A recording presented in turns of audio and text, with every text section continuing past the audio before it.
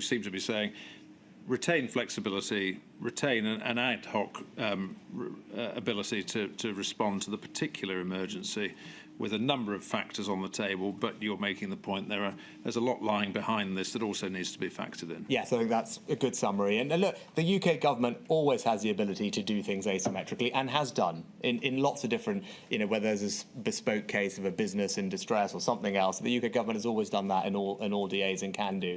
I'd slightly differentiate between things that potentially are very open-ended, open-ended financial commitments that other people are making, that the UK government is, anyone in any walk of life would treat those slightly differently to something that has a fixed cost. Right. Okay. Thank you very much. Can we move on then to the coronavirus job retention scheme as a topic, now moving into particular schemes, and just by way of context, the Treasury HMRC final evaluation concluded it was good value for money with a positive net benefit to society of £50 billion. The economic output would have been 1.8% lower in 2021 without the scheme. It saved 4 million employments and 20% of employers who use the scheme, so it's about 250,000, would have closed permanently without the scheme. And I just want to give that context for the questions that follow. And in fairness, I'll just ask that this is put up, INQ 000 588 209. This is from the inquiry's listening exercise, Every Story Matters, page 107. This was about the extension, but it's making the point. I think the extension was a lifeline. It gave me peace of mind knowing I had some income coming in. So there has been generally positive evidence received by the inquiry about the scheme. Now, I think you mentioned this earlier, Mr. Sunak, but there's also evidence from our expert, Mike Brewer, that as a scheme it also worked well in terms of reducing what could have been an increase in inequality because of its preservation of jobs. So we take all of that on board.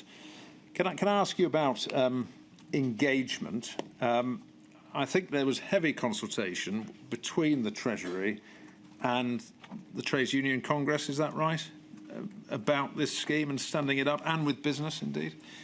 Yes, not just the TUC who, we had, probably somewhat surprisingly, but we had a very good, close working relationship with Francis and with Kate throughout the pandemic, particularly at this phase, but also with the CBI. And obviously those are the two big organisations representing business, representing union labour. But beyond that, we were constantly talking to lots of other business groups as well, whether it was the BCC, the FSB, and in particular on furlough.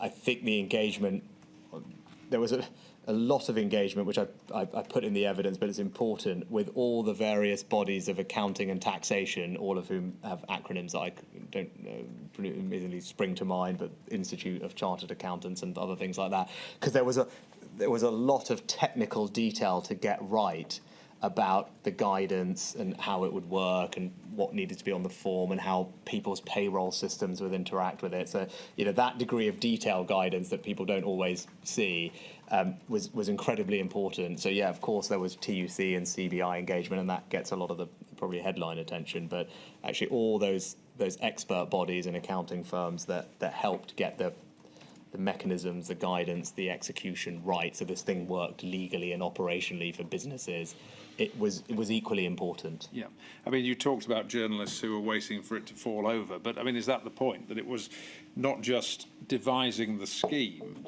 but also making sure it worked, operationally it worked? Yeah, it worked operationally from a kind of IT perspective almost, but also just practically and administratively for businesses, and how the information they would need to provide, how their payroll systems worked, how HMRC could interact with everything it needed to. And so all those bits needed to. And instead, the the kind of overall policy, once it was designed in one sense, was actually quite simple, and that was one of its appeals, I think. But then underneath that was a lot of detail that needed to be. And can I pick up on that point about simplicity in terms of design? We heard a lot about this from Dr. Tim Loynig, that he viewed one of the beauties of the scheme was that it was so simple. That was one of its great virtues, certainly when it was introduced in March 2020. And is that how you viewed it? Yeah, I think it will be a recurring theme, I would imagine, of today and tomorrow. We go back to those overarching things that I talked about at the beginning, and complexity helps you target more effectively, better value for money, better for ensuring economic outcomes can return more rapidly and more efficiently, etc.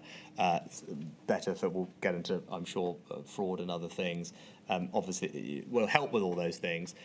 What it doesn't do is allow you to move quickly. And it is very much the enemy of speed, and as we've talked about, speed was of the essence at this time.